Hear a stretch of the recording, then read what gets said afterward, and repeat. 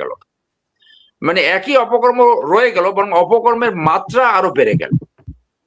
সেই বাসের চাঁদাবাজ, ওই জায়গা থেকে আমার নিজেরও মনে হয়েছে যে জামাত অনেক ভালো করবে। আমি আপনার এই আলোচনার মাধ্যমে বলেছিলাম যে 91-এর মধ্যে যদি ঘটনা ঘটে তাহলে আশ্চর্য হওয়ার কিছু থাকবে না। কিন্তু বাস্তবে কি হলো, বাস্তবে আসলে জামাতের যে 71 সালের রোল এবং বর্তমান জামাত, এটার ভিতরে ডেফিনেটলি কিছু পার্থক্য রয়েছে।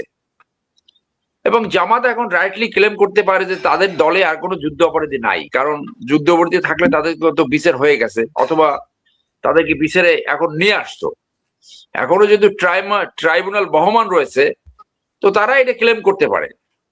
কিন্তু এই জামাতের যে বিপরীত শক্তি, যারা আওয়ামী লীগ একটা বিপরীত শক্তি, ডেফিনেটলি স্বাধীনতাকামী যারা, তারা বিপরীত শক্তি, ইন্ডিয়া একটা বিপরীত শক্তি, এবং এই জামাতকে যারা পছন্দ করে না, বিশেষ করে যারা বিশ্বাস করে যে জামাত আসলে স্বাধীনতা, ব্যক্তি স্বাধীনতা অনেক ক্ষেত্রে খর্ব হতে পারে, নারীদের লিবার্টি নষ্ট হইতে পারে, নারীদের ড্রেসের উপরে সারমন আসতে পারে, নারীর শিক্ষার উপরে এখানে রেস্ট্রিকশন আসতে পারে, তারা মুখে অনেক কথা বলেছে।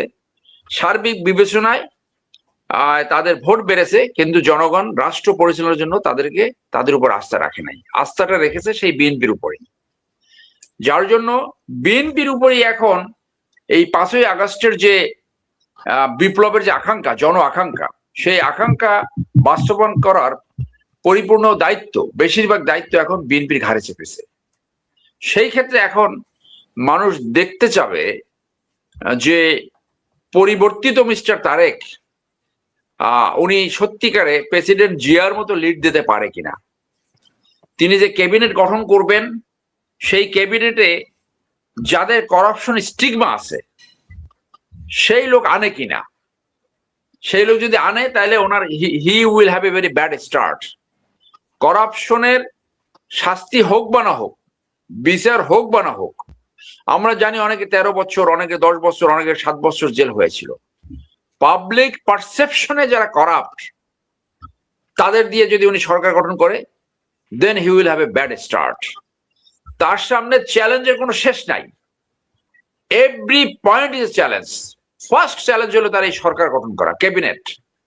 ক্যাবিনেট যেহেতু সরকার পরিচালনা করে, অতএব সেই এই ক্যাবিনেট সে কিভাবে গঠন করলো, সেইটা that will be the beginning.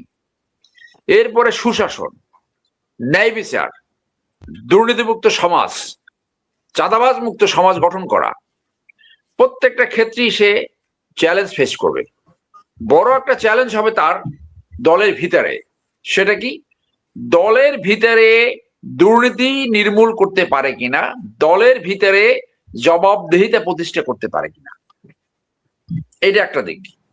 আর একটা দিক হলো উনি চাটুকরদেরকে সরাতে পারবে কিনা। উনি প্রোটোকলের নামে, নিরাপত্তার নামে যদি বিচ্ছিন্ন হয়ে পড়ে, তাহলে কিন্তু উনি সঠিক পাবলিক পারসেপশন যেটা, সেটা কিন্তু উনি ওনার কাছ থেকে দূরে থাকবে, উনি কিন্তু সেটা মিস করবেন। সো একাধিক টকশোতে আমরা বলছি যে একটা সরকার প্রধানের কিন্তু 3-4টা লাইন থাকে তথ্য পাওয়ার। একটা হলো ইন্টেলিজেন্স লাইন, একটা হলো অ্যাডমিনিস্ট্রেটিভ লাইন, আর একটা হলো পলিটিক্যাল লাইন। সো উনি যদি এমন হয় যে এই 3টা লাইনই পরিস্থিতি এমন হয় যে কেউ সাধারণত অ্যাডভার্স কোনো কিছু বলতে চায় না, আমি অনেক উদাহরণ দিয়ে বলতে পারি।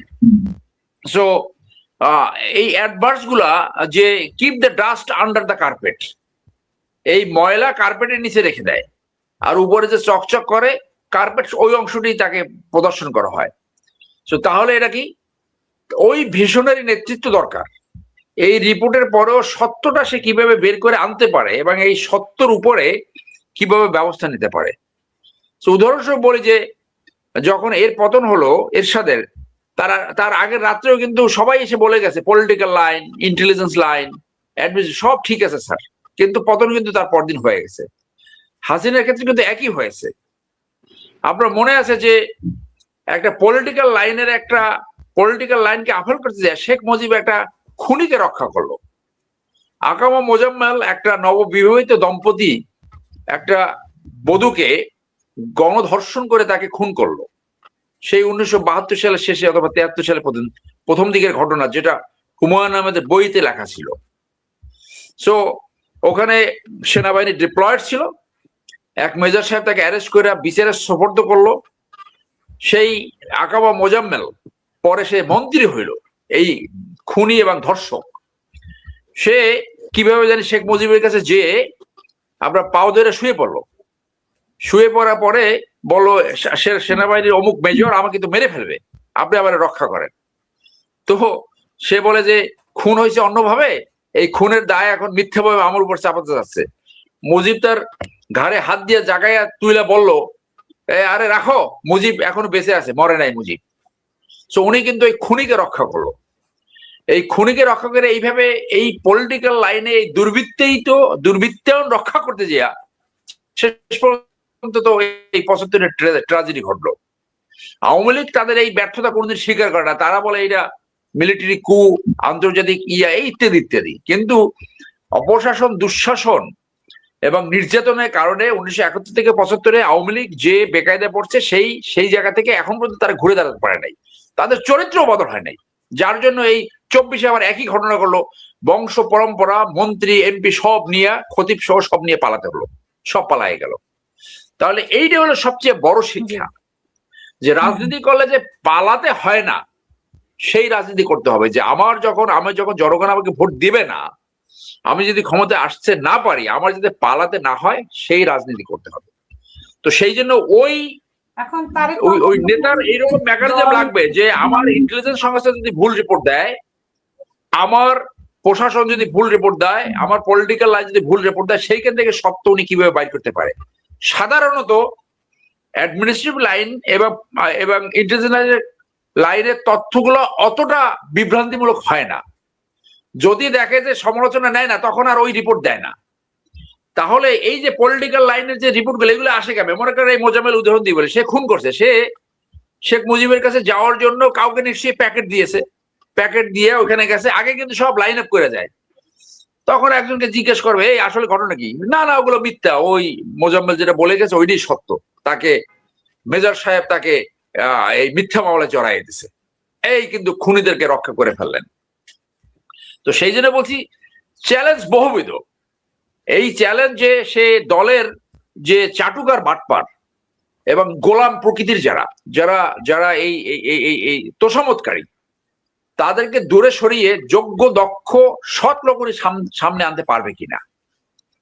ক্যাবিনেট গঠনে যে দলীয় লোক থাকবে, নট নেসেসারিলি। আমরা জানেন পৃথিবীর অনেক দেশে উদাহরণ আছে।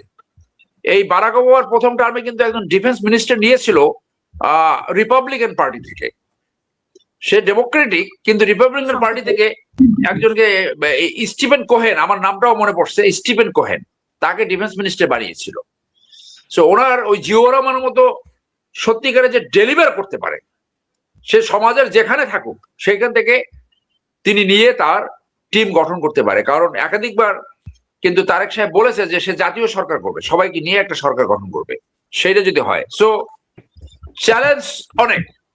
এরপরে চ্যালেঞ্জ হলো যে দুর্বৃত্তায়িত যে রাজনীতিবিদ তার দলের ভিতরে, তাদেরকে সে নিয়ন্ত্রণ করতে পারবে কিনা।